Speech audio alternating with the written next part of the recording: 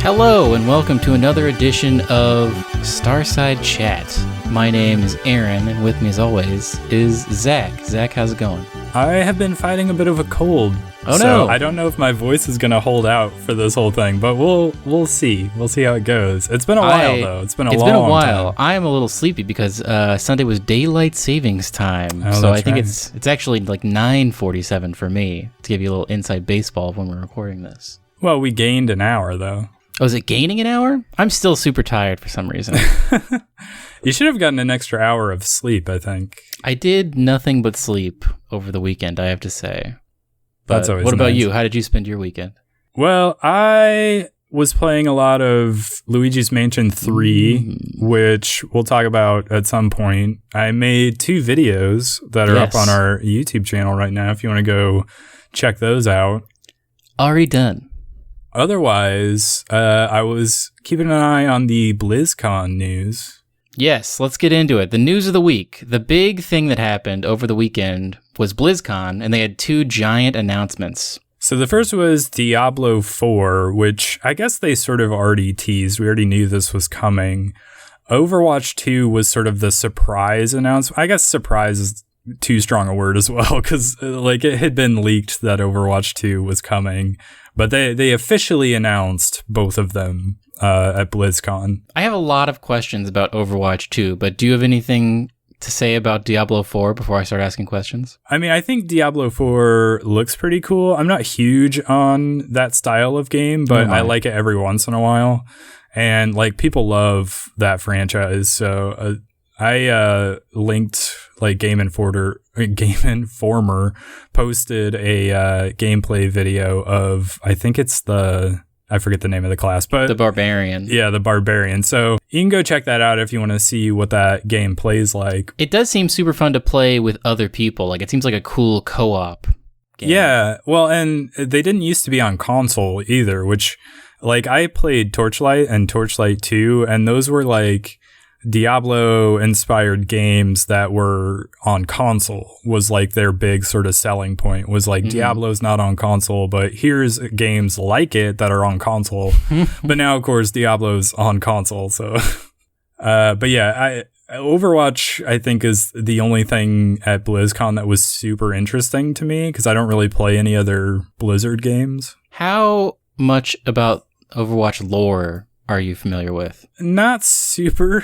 I don't know a whole lot about the lore. I like playing the game. Like I will always come back for seasonal events and I'll play for like a couple weeks while those are active. And then I just kind of like get into it for a little while and then I bounce off of it for a while. So Overwatch is the name of like basically the international team of heroes that are like going around the world saving people, right? Yeah, so like an Avengers initiative, you might say. Yes. But like in that cinematic trailer, Winston like jumps out of the thing and he's like, I'm gonna help everybody. And then that lady police officer is like, that monkey just talked. Like, do people not know who Winston is?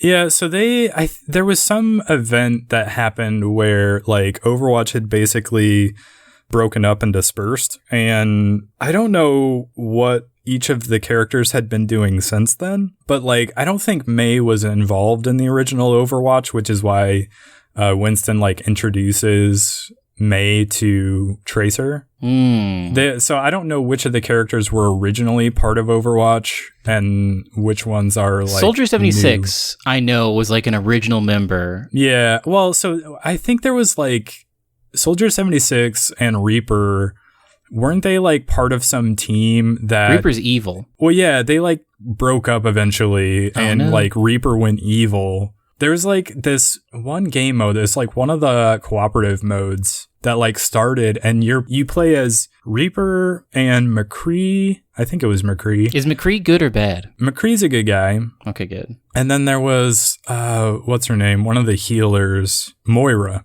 So you have those 3 characters, I think. Was there a 4th in there? I don't remember. But anyway, this was like Blacksite or something like that. That was like before Overwatch, I want to say.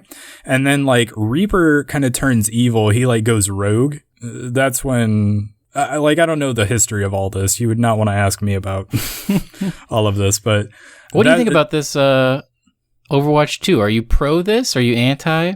I think it's amazing, to be honest. Like, so when I play Overwatch, I usually just play the arcade modes. I don't get super competitive with like the competitive mode or even just like quick play. I'm not like crazy competitive about it, but I think they have fun arcade modes, especially during seasonal events. And the ones that I like are like Dr. Junkenstein's Revenge and Retribution, which is the one I was trying to describe very poorly just a second ago. And then Uprising was the other one. And the story that they're going to have now seems a little more connected to maybe Uprising, because I feel like you're fighting those robots during that. But those are all cooperative events where they're sort of almost wave-based. So it's very clear to me that not just from my experience, but like fans of Overwatch want more of that type of content because those seasonal events always do so well for them. So it makes a lot of sense for them to make like co-op and like more story-driven stuff like a bigger part of the game. And I had heard a rumor, I don't know if it's true, but they like are somewhat limited by the tech of like their original Overwatch game where they can't add too much more of that stuff. So that's why they needed to make a second game. A thing that blew my mind though, and I think I am understanding this correctly, is it's compatible with Overwatch 1. Yeah, so that's the thing that really is everybody's kind of tripping over because it seems so crazy. But apparently, Overwatch 2 players will be playing in PvP against Overwatch 1 players. So that means that Overwatch 2 has all the maps from Overwatch 1. Yeah, so it has all the maps and all the characters. So you'll get, if you're going to just keep playing Overwatch 1 because you don't care about co-op or story stuff and you just want to play PvP, like you'll still get the maps and the characters and supposedly all the updates that go along with that. So you don't have to really worry about that. But there's Overwatch 2 basically is going to, there's like a little bit of remodeling of some of the characters. There's some like updated visuals. But it's supposed to be compatible. So it can't be too crazy a difference between 1 and 2. And then, yeah, they're just adding like a story mode and like hero missions that are supposed to be really replayable, like cooperative stuff. I'm into this. It almost turns it into a little bit like a Destiny where it like basically strike missions you play over and over again. Yeah, but you're unlocking like different abilities or like perks for every character, which seems crazy to me. Yeah, that is going to get really interesting, I think. As you play, you'll like level up your characters and you'll be able to unlock additional skills. And like you'll have to watch, like I'll link a video, like Game Informer also has gameplay of one of the story missions. And I think they were talking about how they weren't sure if Blizzard wanted to sort of implement the extra abilities and like the level up process, if they wanted to implement that across like the hero missions and the story stuff. It's not going to be in the PvP whatsoever, so there's not going to be any difference. But one of the guys mentioned, and it's something that I thought about too, like almost as soon as I saw it in the trailer, was how kind of disappointing is it going to be when you get used to playing hero missions and you have these extra abilities that like, say, Reinhardt has for his like ult move, which is like a slam that sort of goes out in front of him. When you level it up in the hero missions, and now it's like this AoE thing that goes all around him, and then you go back to playing regular PvP and you don't have that anymore, and you have to like adjust to like, okay, this cool stuff I had is gone. Simultaneous release on Switch. Is it really? I must have missed that part. I believe that is true. They did not have a release date, so I have no idea when this is coming. Do you think this is like kind of slapped together to get out in front of everyone hating Blizzard right now? Just be like, hey, check this out. This is on the horizon. No, just because this stuff was leaking before all of that happened. So I have the feeling that this was planned for a long time. Same with like the Diablo 4 stuff. I will check this out probably. What do you think the price point is? Because didn't Overwatch launch at like $30 or something? Yeah, I think it was like $30 or $40, which I can't expect Overwatch 2 is going to be more than that just because it's like half a game. But yeah, I'll definitely play it just because I love Overwatch 1 so much. And I'm like super into the idea of story and co-op missions. So I'm interested in full games for full price, Zach. Are you? So that's why I'm going to be purchasing Death Stranding when it comes out next week. Or actually this week. This week, yeah, on Friday, which is crazy. You know what is crazy about this? So I was at an Airbnb over the weekend. And because of that, I watched television that has commercials. And like on network television, I was seeing commercials for Death Stranding, like long commercials for it. Really? And that's something I was not expecting. And then earlier today, I watched something on Hulu and I got more Death Stranding. I mean, I don't think it's targeted towards me necessarily. I think they're marketing this like crazy. Yeah. And I think part of that is just because of, I mean, one, it's very marketable. It's got Norman Reedus in it, but also it's like very cinematic. So it looks kind of like an animated movie, and you're kind of like, what is this? How are you feeling about this? Because the thing we have in the show notes is that it's been getting mixed reviews. It's very polarizing. I think it'll be the same once it releases for everyone else as well. I've heard the term walking simulator a lot, which I guess makes sense, but it's kind of this type of game makes me glad that I don't actually have to review this for like a Strand game, because like how do you write in a review? I can see why people would like this, but it's not for me. And then like put a number score on it. Yeah. Because you're like being paid to give your opinion about something. So, but the thing is, like, you're going to see this wide disparity where some people are saying it's the best game of the year, it's like a game of the generation, it's a masterpiece, and then other people who are going to be like, it was like a lot of slow fetch quests and I found it boring and pretentious. Like, I don't know. So I kind of don't know what to make of it. And after reading the reviews, I'm even more confused.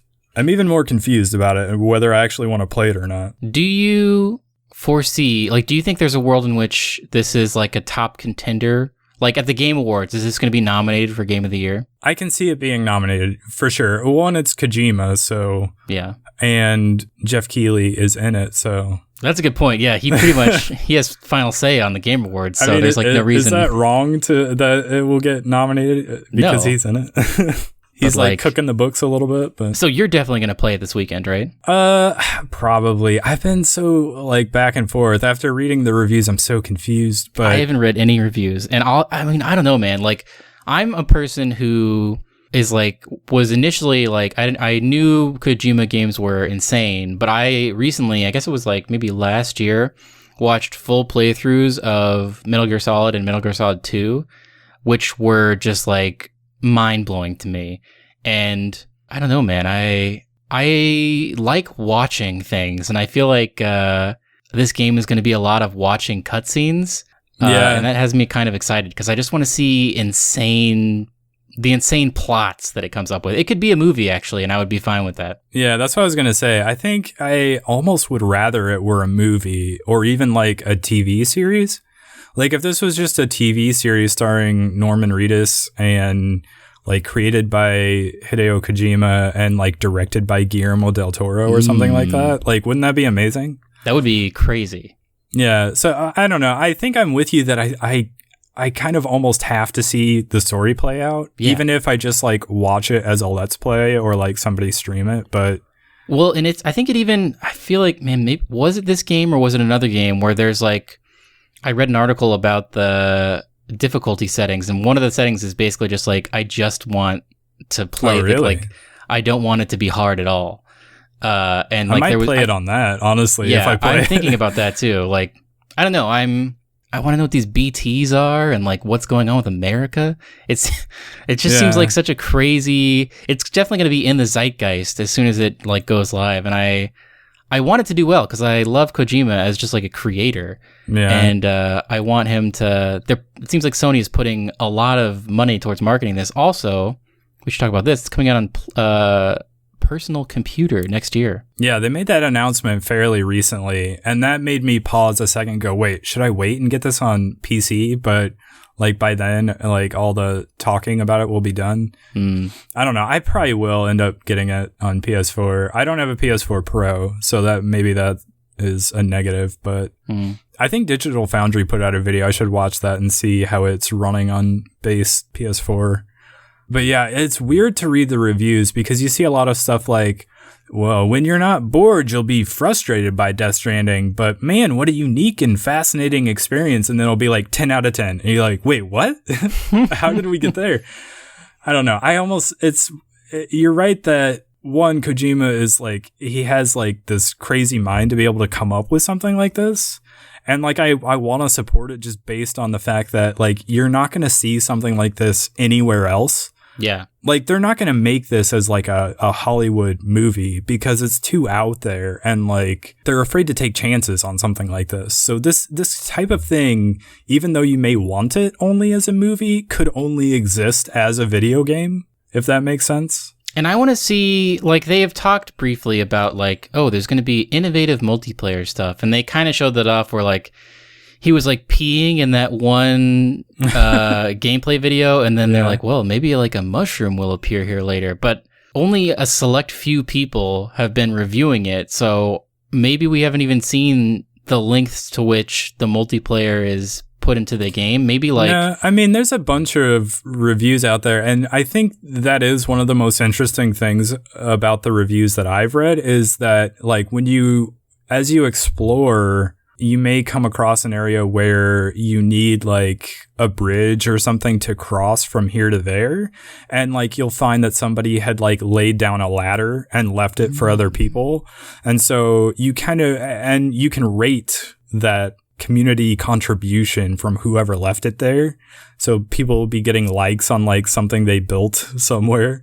And it sort of gives you a sense of like, even though you're kind of alone in this world, you also feel connected because you know there are like other people out there also contributing, which it kind of seems like the theme, right? Where you're building these connections between people. But I forget what all you can build. They showed like multiple things that you could build, and some of them seemed helpful. And one of the points was like, while you're always grateful to find that stuff, sometimes it would make it maybe easier than was intended for that particular part.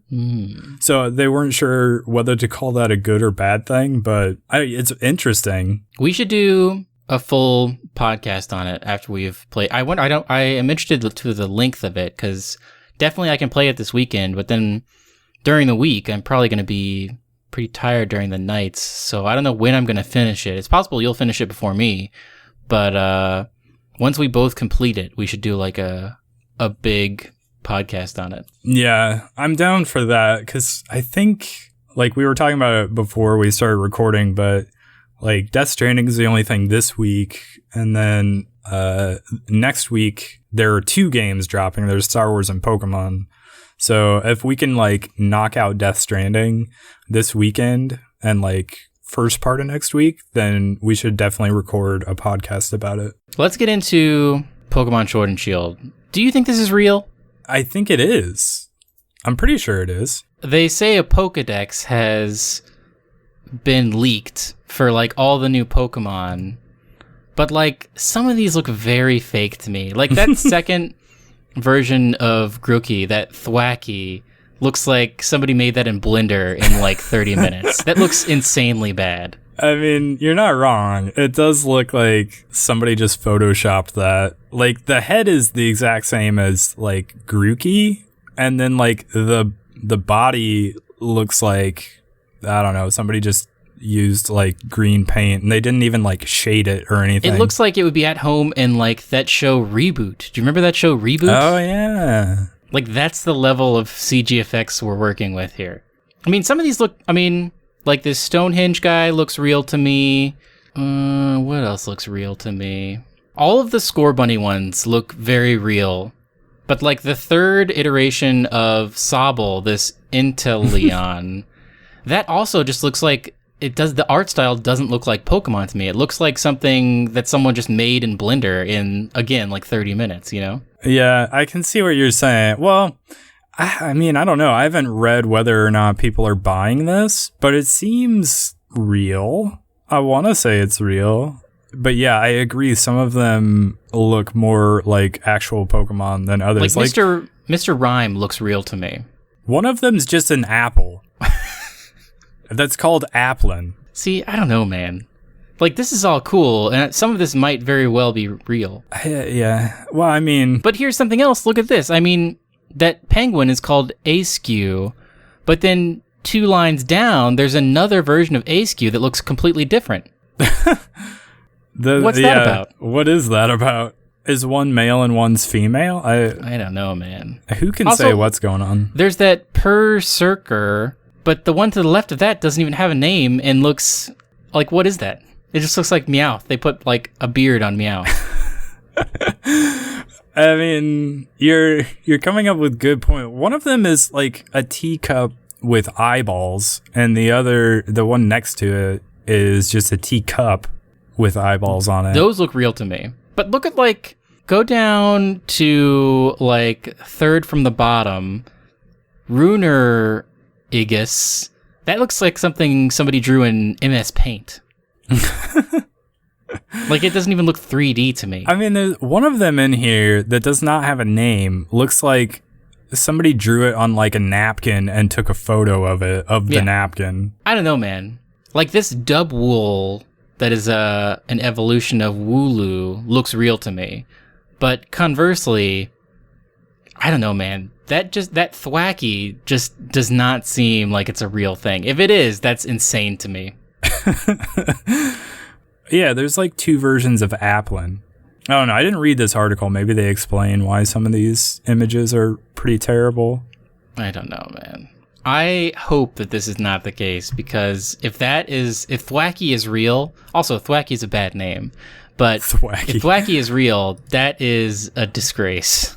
Yeah, I mean, people have been complaining about the designs of the Pokemon since this was announced. So I feel that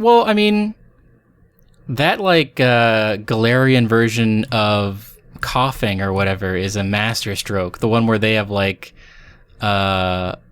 stovepipe hats. That looks great. And also Surfetched is amazing. Oh yeah, Surfetched is awesome for sure.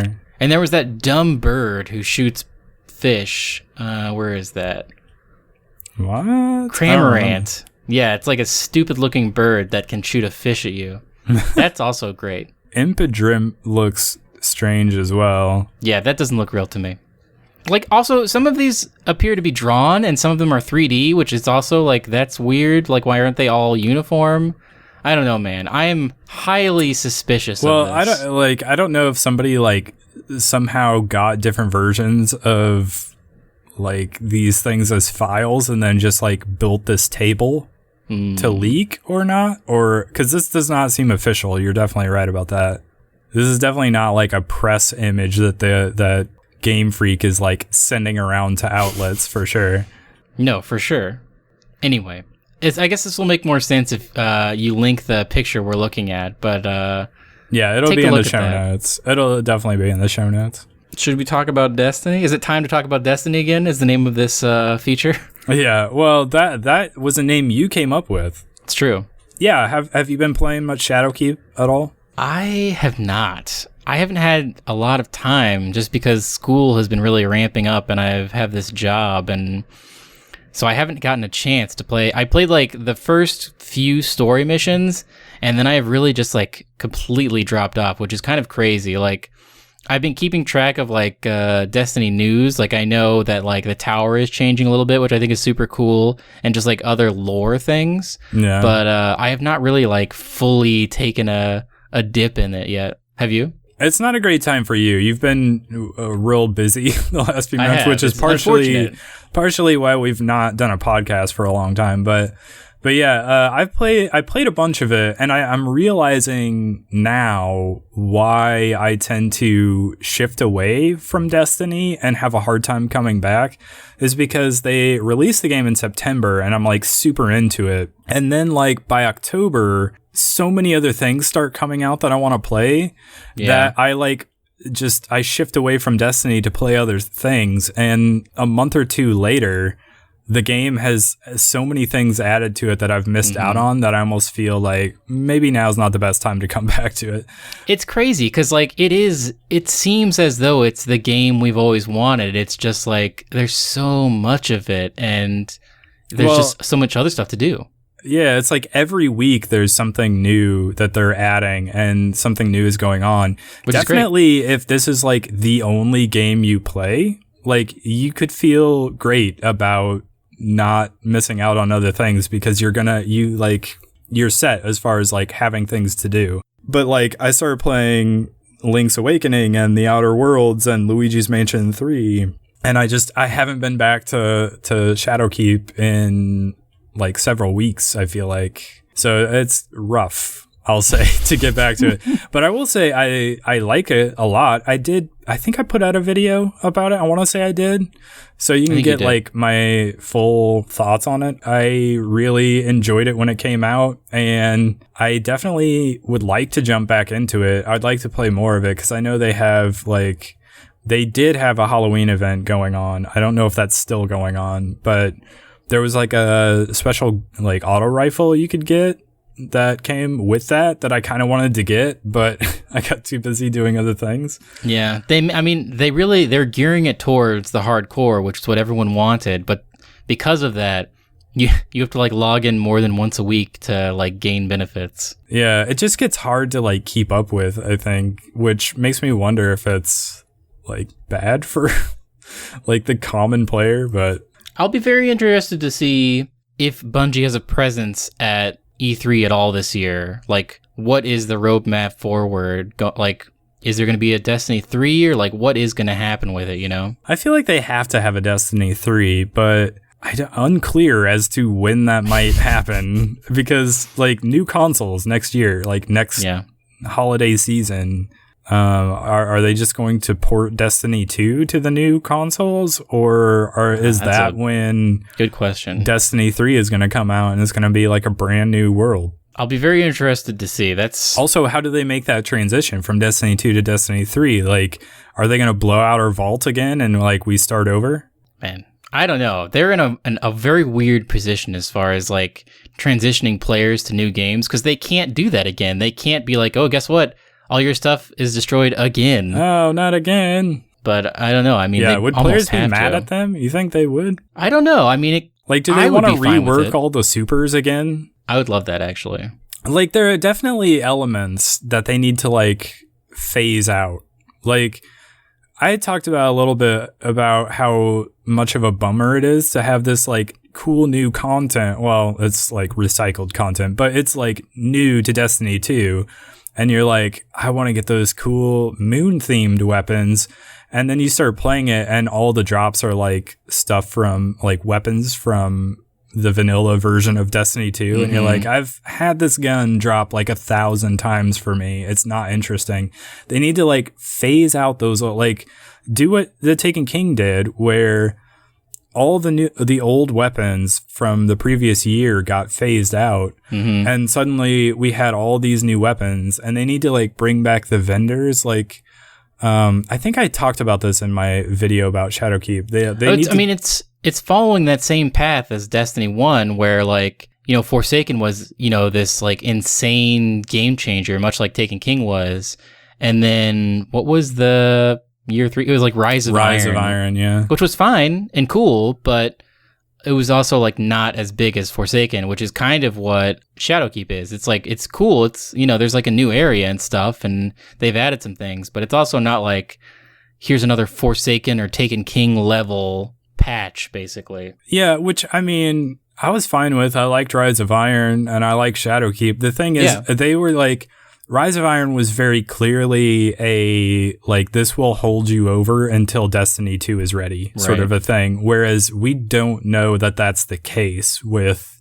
what we have right now. But they're doing a better job now of, like, here's a new thing, and here's a new thing the next week after that. And in, like, a couple weeks, we're going to have a new season where new stuff is going to go on. So they're doing better with that. So just like the week after week, like you had to be there, come back and play this now while it's here because it'll be gone in like a week or two. That sort of thing is definitely better now than it was before. But yeah, some of the bigger things need to change. Like they did it with armor. That was obviously where they were focusing, and that needed to happen probably more so than weapons. I mean, obviously more than weapons, but they still have problems where they've like added these pinnacle weapons like Mountaintop and Recluse, which are like still too powerful. And they didn't really nerf them enough to make them not like still the best weapons that everyone uses all the time. And there's not really a good way to do that without nerfing the class that they are, which would ruin all SMGs and grenade launchers. So they kind of like back themselves into a corner, and like making a Destiny 3 would be a way to get out of that corner. What I mean? They need a new engine is the thing. Like I was so sure that Destiny 2 was gonna be this like new engine where they built in all these things they couldn't do in Destiny 1. The back end was gonna be so much more configurable. Yeah. And then, who knows what happened behind the scenes, but it ended up being basically the same engine. I feel like it was updated. Yeah, there were those rumors that like they were having a lot of trouble with it, and that's why updates and fixes to things were taking so long. Mm-hmm. I don't know, man. I just like they got to change something. I feel like I'm trying to like on the spot figure out exactly what I want them to do, but I don't know. I mean, if it was that easy, I guess they would have done it. Right on the tip of your tongue. What is that one thing that would fix everything? I want it to look different, I guess. I want it to not be what it is right now. Like which part? Like the visuals, you mean? I don't know. Like the way the supers work and everything? I'm not sure like what I want, but I want it to be like they're going in the right direction. Remember how in Destiny 1 there was that giant page of basically perks that you were slowly unlocking and you could customize your person? Now they have sort of nodes. They have like a node-based thing. Mm-hmm. But like, I don't know what I want. I want it to visibly be a different engine, Yeah. In some way. I don't want it to look exactly like Destiny 1 Like when they go to Destiny 3, you don't want it to be like, well, if I didn't see the title on this, I would have thought it was Destiny 2 still. Yes. I'm not asking for a different art style specifically, but I'm trying to think of a good example. Like Doom 3 was an okay game. It had faults. You couldn't hold the flashlight and a gun at the same time, but it was like a decent game.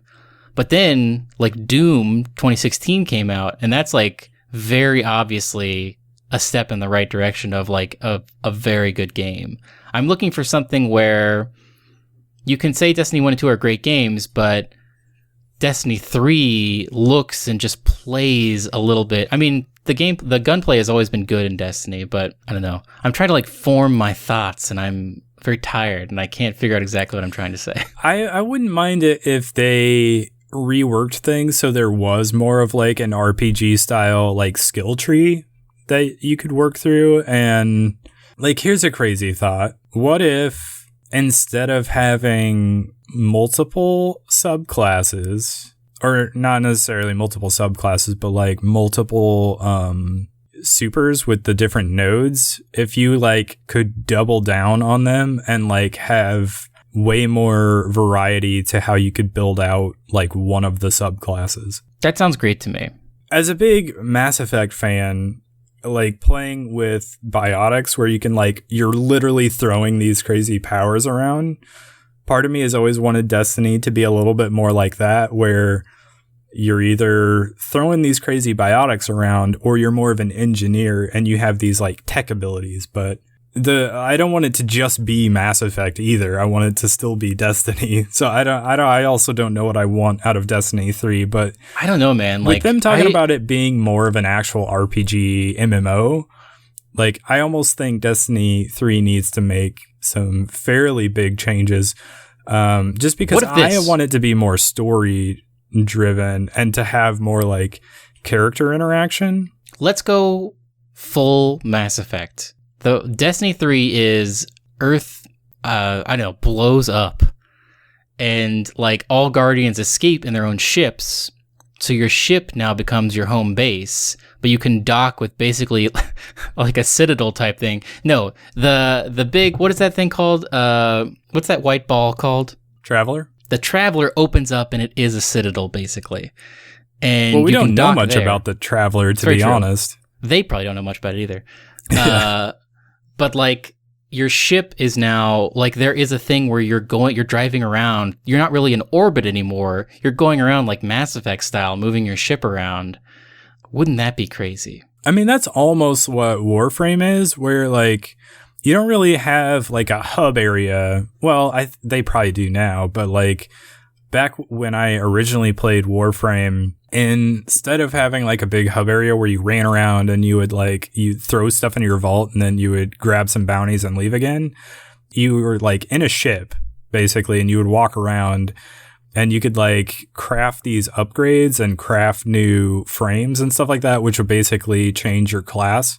Mm-hmm. Yeah, they could do something like that where you like... That's how they solved the vault thing also, is Earth blows up, that's where your vault is. You just have your ship. I would be totally okay with that. Yeah, and if they like expanded it so your ship was more like the Normandy rather than just like a one-person thing.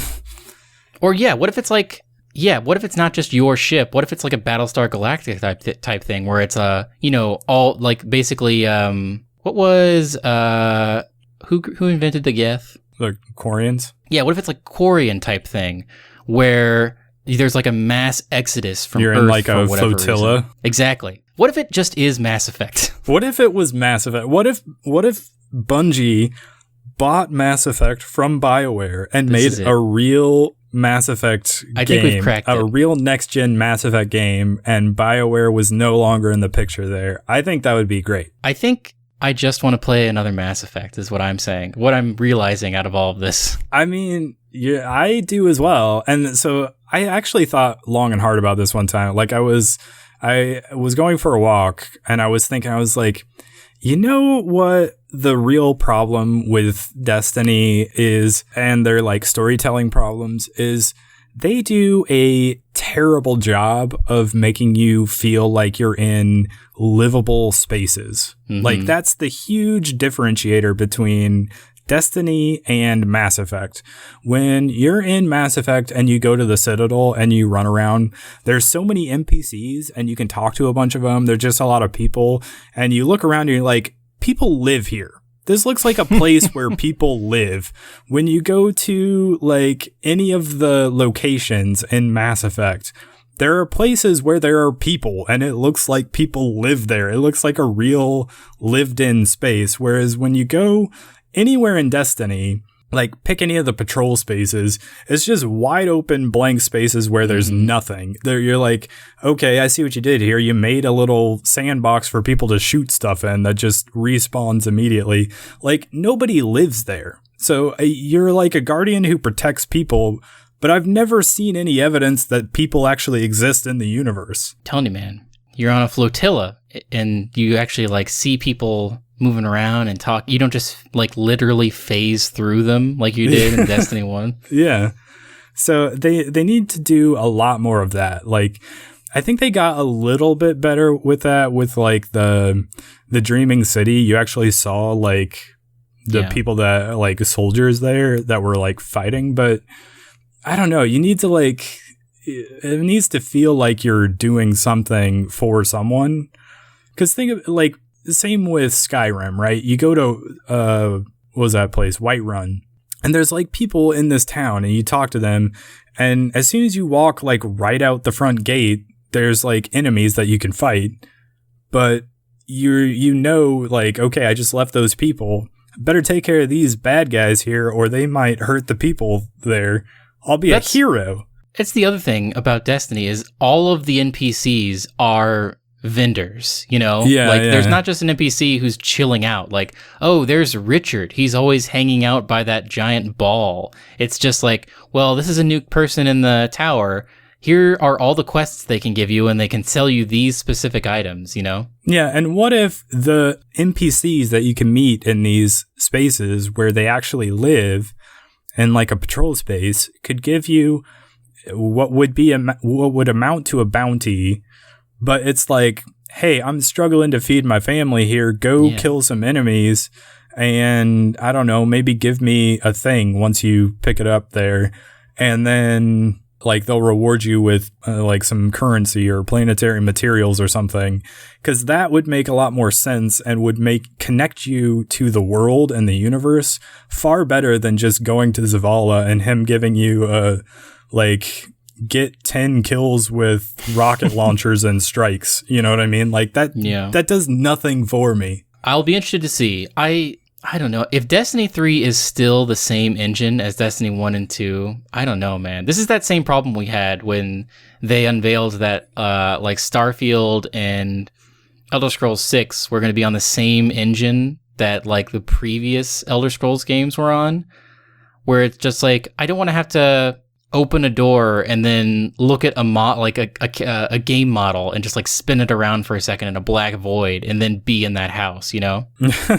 Yeah, hopefully that's not what those games end up being. I would hate that. Like, that would be terrible. It would be. It would be like the games have not grown in like, what, 10 years? However long it's been? They need 8 years? I want upgrade. I know it's like asking a lot to build a new engine from scratch, but like, I don't know, man. I definitely think they need, especially like next gen. I mean, they're going to be much more powerful, the next gen consoles. Like, let's go back to Mass Effect. Like, Mass Effect 1 was a great game, but you could definitely tell they changed so much stuff in Mass Effect 2. It felt like a completely different game almost. It did, yeah. Definitely the combat felt entirely different. Oh, yeah. They like changed the way the weapons work. Like you actually reloaded them instead of having them just like cool down. Heat sinks, yeah. Yeah. Even the camera was like tighter, and I felt like the movement was cleaner. It was, yeah. The movement was much cleaner, and the like, Mako was gone. Yeah, they got rid of that. So wait, did they get rid of the Mako? Was that 2 or 3 they got rid of the Mako? It was 2, but there was like a mission. I think it was like one of the DLCs. They brought back some ship that you could like, that was like half ground vehicle, half air vehicle. It was weird. I don't know. I would love a complete rework for Destiny 3, but I guess we'll see. We should talk more. We should, you've been playing a lot of games we need to get to. Yeah, we don't have to talk a lot about Link's Awakening because that's been out a while. I did put out a belated like thoughts / impressions video. I need to come up with something better to call those because they're not like full on reviews, and I don't know if impressions necessarily gets across what I'm trying to do with them. I don't know what else to call them, so I just call them impressions videos. But I did one for Link's Awakening. Did you play this game at all? Yes. I got all the way to the Eagles Tower, and then I got busy and stopped for a couple of weeks. But I really want to go back to it because I feel like I'm close to the end. Am I close to the end? You are. Well, I guess it depends on which order you decided to tackle things. And I realized I think I missed one of the dungeons because I think, isn't there like a color dungeon that was added for the DX release or whatever they did of Link's Awakening on Game Boy Color? I don't know. Maybe I missed that too because I don't know that I've found that. I don't know where it is, if it's on the map somewhere, but I completed the game regardless. So yeah, you're pretty close. I think that was like the second to last dungeon that I did before I finished the game. So I just need to hunker down and figure it out. Because like so the Eagle one is the one where you're like bouncing those balls into pillars to break stuff. And I was having a lot of trouble finding the third pillar. That was the worst part. Honestly, that they needed to change that dungeon because that was not a fun. That was definitely the worst dungeon. Throwing that ball into the pillars to break them. You have to do that like 2 different times. And it's a little, I had to look up a guide to figure out where I was supposed to go. But otherwise, like, I like the art style a lot. I love the art style, yeah. And I like the music and how they updated things without really changing it. But I think because of that, it shouldn't have been $60. I think it should have been like $30 to $40. Yeah, I agree. It was overpriced, but it was very good. What about the Outer Worlds? I have really been wanting to play that. I just have not had time. Well, this actually, based on what you just said and during our talking about Destiny segment, this is the game for you because it's basically Mass Effect meets Fallout. Now you're speaking my language. So yeah, did you? I don't know if you saw my. I did. I watched it. video. It made me really want to play it, and also it's on Switch. So I feel like why wouldn't I? I don't know get if it on it's Switch? come out on Switch yet. But oh, is it not? I don't know if they were simultaneous releases or not, but it's coming to Switch, and it would be great on Switch.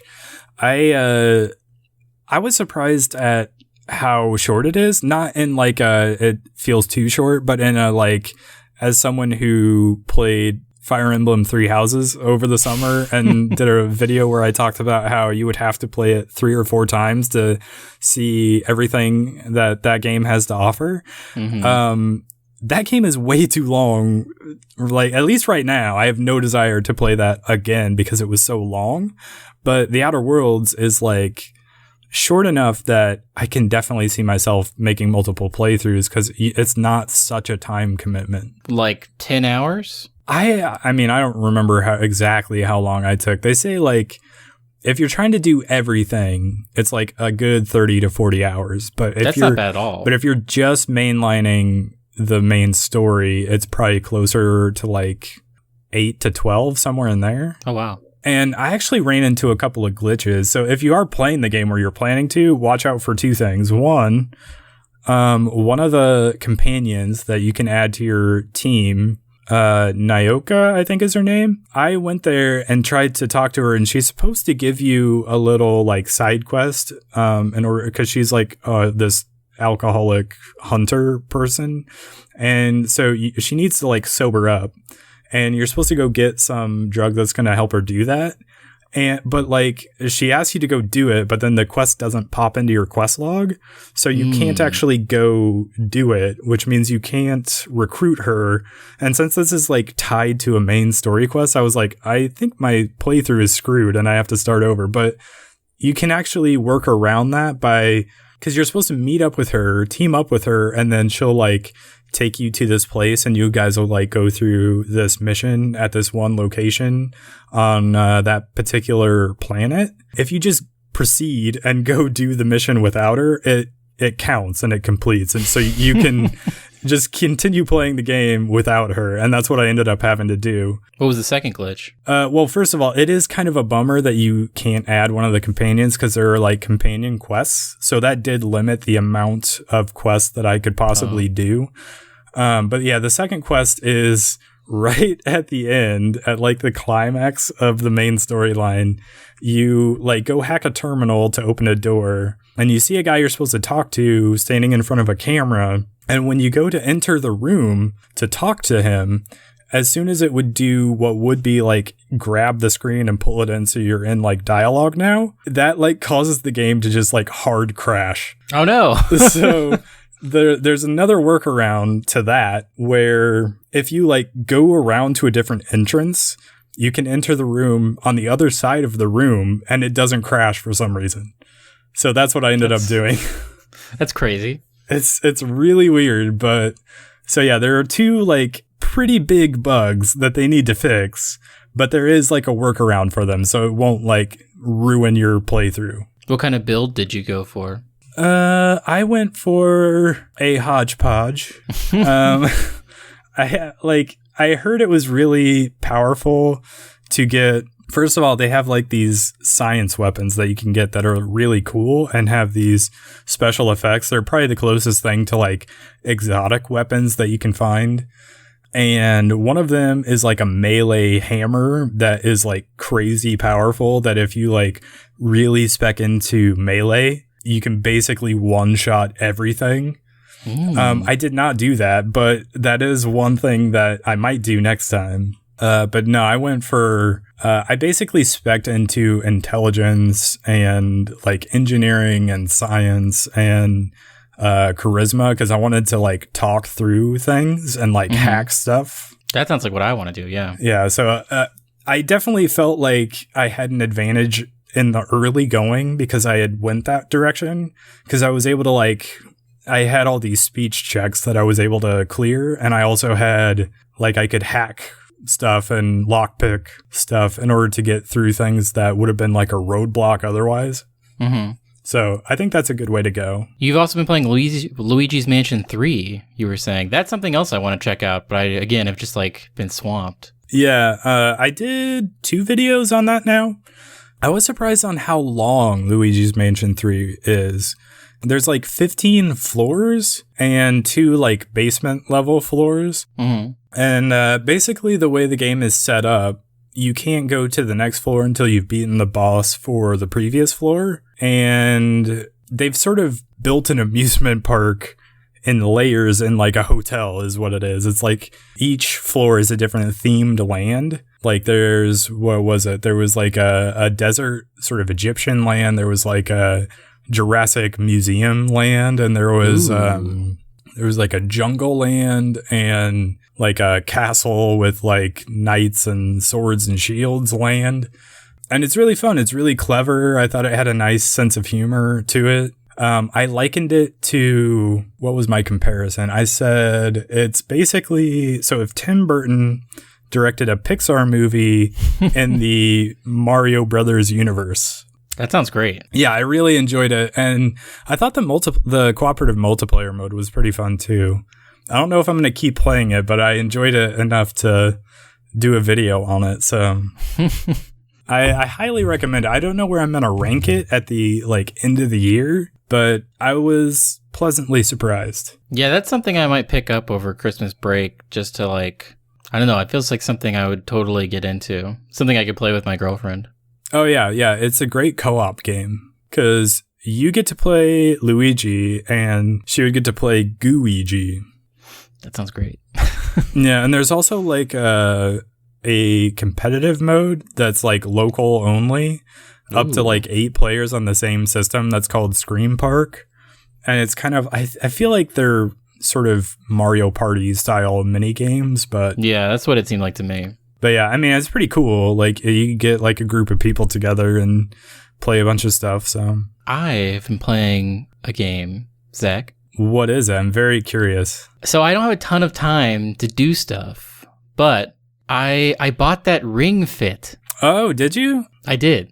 Me and my girlfriend are doing it to try to get fit. Tell me about this. I'm very curious. I have only heard very little about this. It's crazy how strong the ring is, because they really they want you to like stretch it and like jam on it and stuff, but it's really cool. I like it. It's actually a pretty good workout, and you can like test your heart rate with the little IR monitor thing on the Joy-Con, and it opens up pretty regularly. Like pretty much each world they're introducing new things.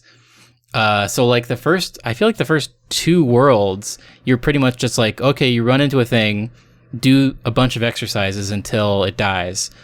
But I want to say it's the 3rd world. It starts being like, well, these specific exercises are this color, so you need to match them with these bad guys. And then there's just like a whole other, like there's so many, it gets kind of complex, which is fun.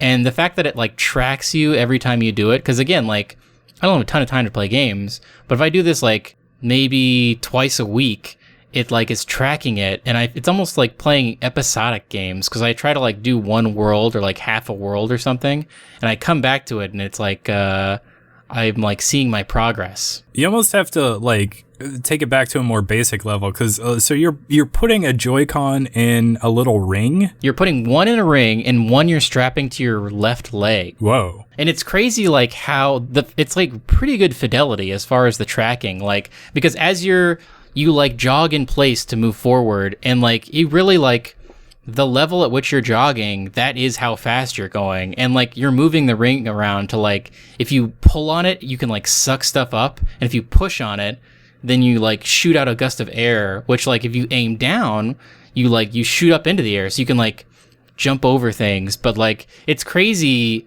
It does feel like 1-to-1 when you're moving the ring around and like sucking stuff up and pushing things. And like, at the end of every level, you do like a victory pose thing where you like start down and then you go all the way up, and it's like, I don't know, I really like it. It's very engaging. Is this themed to like a Nintendo property at all, or is this just like generic? Generic. Although I did hear that it's made in the Breath of the Wild engine. Really? That's interesting. But it is just super generic. It's literally, the story is like you find the ring and he's like, hey, you're new here. This is what's going on. And you have just like come into this land. And basically the story is like this dragon, this super ripped dragon, was trapped in this ring for a super long time. And then he busts out, and then you in the ring have to basically get him again because he works out so much, it makes people evil.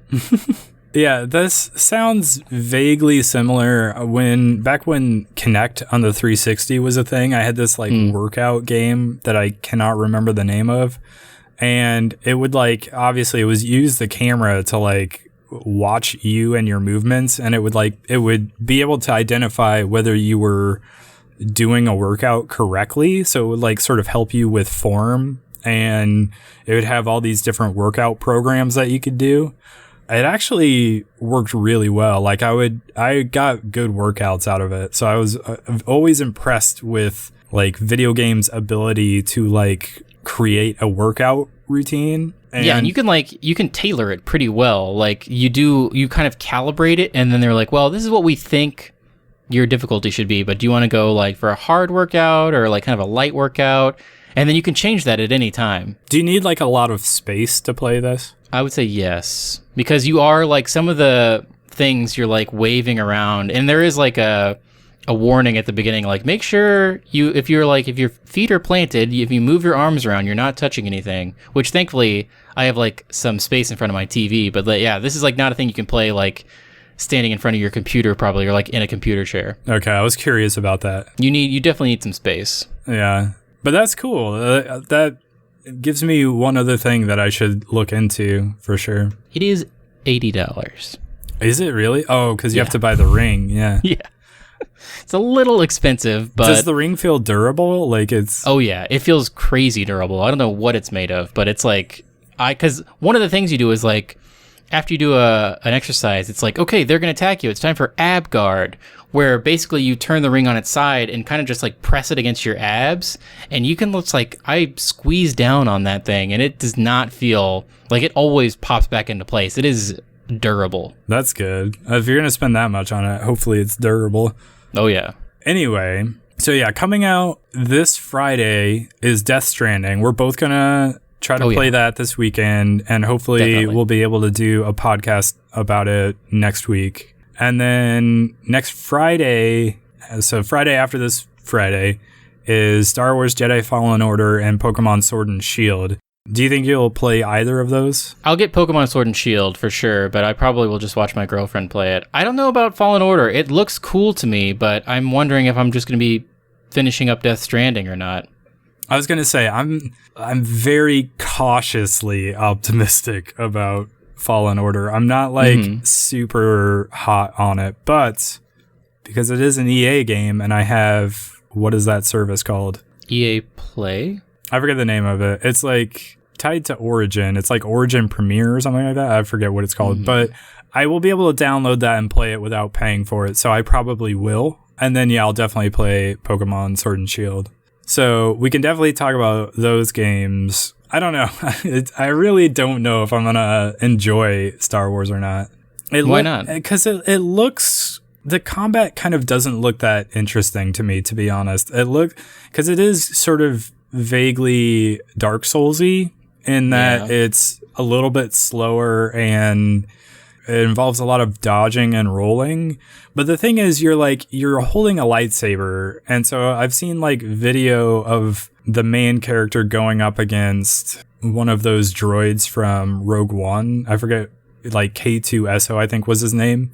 And if this was really the Star Wars universe and you were holding a lightsaber and one of those robots came at you, and if you just swiped at its arm and its leg, you're done. Game over for the droid. But that, because this is a game, that's not how it can work. They have to so you're swiping and hitting it, and you're just sort of leaving a little burn line across it, and it's just it's kind of one of those weird things, a little bit The Division, where you're shooting a dude in a t-shirt with 60 bullets, and it's just not killing him. It is taken out of the experience after a while. But I don't know, maybe once I play it I'll feel differently about it, because I've heard that it's also a little Mass Effect-y in that you have like a ship where you can go in and you can like sort of go to different planets and you can sort of pick and choose which you want to go to first. And when you get there, you can you'll take on all these missions or whatever. So it sounds like that kind of thing is maybe a little more up my alley. I don't know if I'm going to enjoy it as much as other people. But anyway, do you have any parting wisdom for us? Airbnb is a great service, and if you're going somewhere, don't stay at a hotel. Always look for Airbnbs. That is pretty good advice, yes. Also, heated blankets are great. You have a heated blanket now? I got a heated blanket for the winter, and let me tell you, it's a game changer. Like, I can put my AC at like 60-something degrees to save electricity and get into bed, and it feels amazing. I do like it to be cold when I'm going to sleep. I would rather be cold and try to stay warm under covers than be hot. I'm telling you, man, it's changed my life. Well, maybe I'll ask for one for Christmas, along with that Ring Fit game. Yeah, man. But anyway, follow us on Twitter at Starside Cafe. Follow our Instagram. I think it's just Starside Cafe. I think it is, yeah. Every now and then I'll post some video on there of something I've been playing, but yeah, go check out our YouTube channel. There's videos up about Luigi's Mansion 3 and The Outer Worlds. If you're interested in those games, if you've been playing those games, tell us about it. Send us an email at starsidecafe@gmail.com, and we'll catch you on the next one. Get ready for some Death Stranding coverage next week or the week after when we finish it. Very exciting. But yeah, we'll see you then. Goodbye. Goodbye.